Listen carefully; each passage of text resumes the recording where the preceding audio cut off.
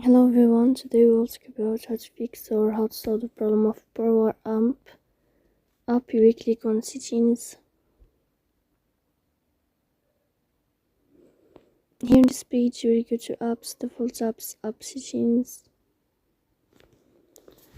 When above you will search about Poweramp and you will click here.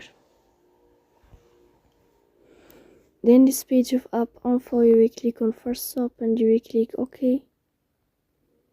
Here you will enter to the window of storage.